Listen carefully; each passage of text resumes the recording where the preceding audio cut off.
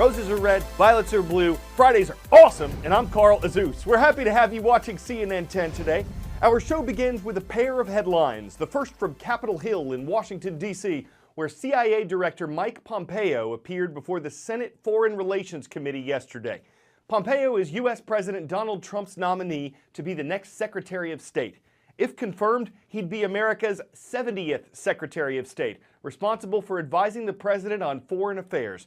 In his opening remarks, Pompeo indicated his priorities would be taking a hard line on Russia and Iran, avoiding past mistakes with North Korea, and rebuilding the U.S. State Department. But it's not certain whether the Senate will confirm Pompeo to the State Department job. He needs Senate approval to get it. And one Republican and some Democrats on the committee he spoke to yesterday are expected to oppose his nomination. We'll keep you posted on that process. Next, we're crossing the Atlantic and the Mediterranean to bring you an update on events concerning Syria. The Middle Eastern country is in the midst of a years-long civil war. Other nations, including Russia, Iran, and the U.S., have been involved, and America and its allies look like they're getting ready to take some sort of action there. French President Emmanuel Macron says that he has proof that the Syrian government used a chemical weapon in a recent attack. That's illegal under international law.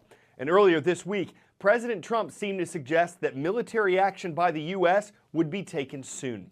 Syrian President Bashar al-Assad has denied using chemical weapons and says any international force against his country would threaten security and peace. Russia, an ally of Syria, has called for a UN Security Council meeting on Friday to discuss this issue.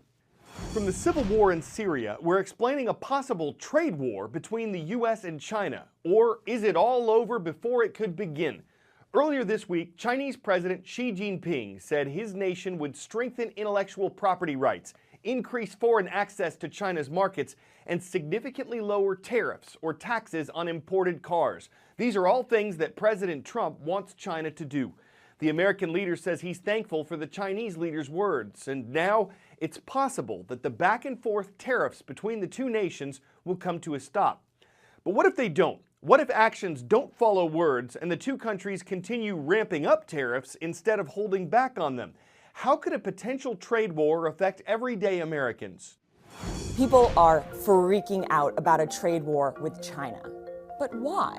Well, the U.S. imports more products from China than any other country in the world, $505 billion worth of goods in 2017, while only sending $130 billion worth of products to China. This creates a gap of $375 billion, a large part of the trade deficit with China. In the time I've been talking, did you notice all the products in the room that are made in China have disappeared? Now, a trade war with China doesn't mean we'd stop importing these Chinese goods, but it does go to show just how much we depend on them. Let's rewind in case you missed it. For example, this TV. The U.S. imports $146 billion worth of electrical machinery and equipment, the most of anything we import from China. This includes remotes, laptops, and cell phones.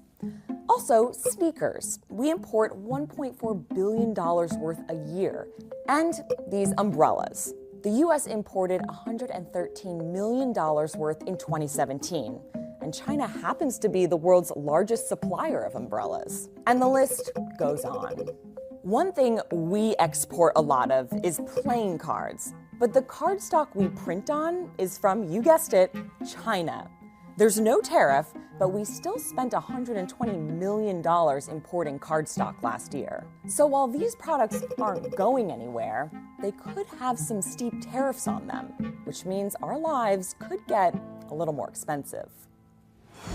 Next, we've talked a lot about Facebook lately, including how its CEO testified this week on Capitol Hill about a data breach that might have shared the personal information of 87 million users without their knowledge. This was in violation of Facebook's rules. But this story is about the information that companies gather that doesn't break Facebook rules. It's been said you can tell a lot about people by the company they keep or the shoes they wear. A group of British researchers said that companies can tell whether people are black or white, how they vote, whether they've used drugs, in some cases if their parents are divorced, and that they can figure all this out just by looking at Facebook likes. The study suggests that by clicking a thumbs up on a post, users can reveal far more about themselves than many of them imagine. This 2013 study by big data scientist Mihail Koshinsky and others found you can learn a lot about someone, from how smart they are to how satisfied they are, even if they're more likely to be outgoing and active or shy and reserved, just by looking at what they like on Facebook. Timothy Summers, who was not involved in these studies, is a professor at the University of Maryland's College of Information Studies. Facebook is a really amazing place to give data and not really think about the data you're giving, because you're just sharing it with family and friends, right? But you're actually sharing it with every company that utilizes Facebook. And those companies can predict someone's personality better than a coworker with just 10 likes, better than a friend or roommate with 70 likes, better than a parent or sibling with 150 likes. Once they know 300 of your likes, big data knows you better than your spouse, and it can accurately pick your political party 85% of the time. After that, it's all about tweaking your thinking. You're saying you could take somebody who may have had a certain worldview, Yes. a certain personality type, and actually persuade them to Yes. think differently about a candidate or an issue. Absolutely, absolutely. With the right imagery and the right content, context, and nuance, and with the right social media campaign and internet marketing campaign, you can get just about anyone to click on just about anything. And once they click, they're subjected to a micro-targeted whisper campaign, a digital version of the Old Town Square. And then they say, this is interesting. Tell me more about this. And then you show them some more. And the more and more they're willing to go down that rabbit hole, the more and more influenced they are. Are there some people who are just going to be more persuadable, if you will, than others? Absolutely. And that's where the psychographics comes in. Psychographics. It's the study and classification of people according to their attitudes, aspirations, and other psychological criteria. The number one way to profile someone is to figure out how they score on the so-called Big Five personality traits: openness, conscientiousness, extroversion, agreeableness, and neuroticism. Ocean. They collect this data on me and they say, all right, now we know enough about Sanjay to say this is who he is and this is how we can influence him. Is it so insidious that I don't even recognize that it's happening? You don't even realize it's happening. Dr. Sanjay Gupta, CNN, reporting.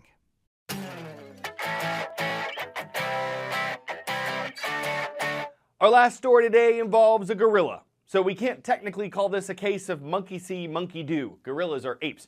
But if imitation is the most sincere form of flattery, this trainer at Busch Gardens in Florida should feel pretty good. Rachel Hale regularly works with gorillas and chimps, and a 12-year-old ape named Bolingo loves to play copycat. The park says working with animals like this builds positive relationships with them.